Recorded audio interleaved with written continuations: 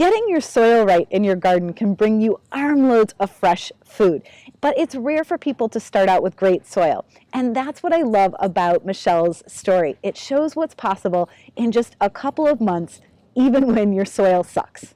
You're looking right now at my flower bed, not part of the crop rotation, but bringing those beneficial insects and just a lot of pleasure and peace to me as I enter into the garden. And I'm going to sweep across bed number 1 for you and come over here to give you a close-up shot of a small spade with some evidence of my obstacle here in North Carolina. This is native Carolina soil here in the trowel, and you'll see that it's quite a challenge from the standpoint of the clay content. And that really was my biggest obstacle with gardening.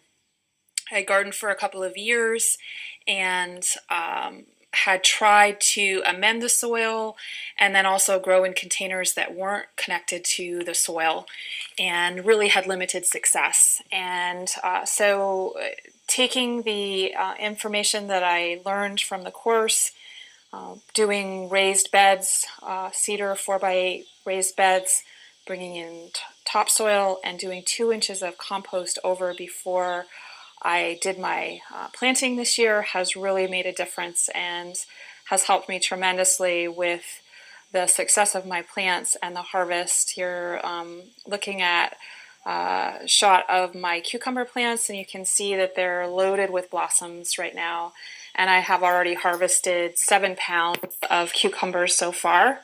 And then this is some more detail to give you a feeling for the successes.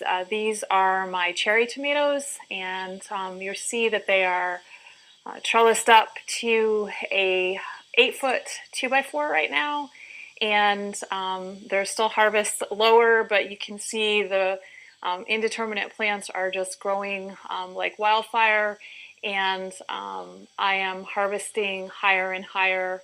The crop has just been lovely this year, and the flavor on these has been amazing.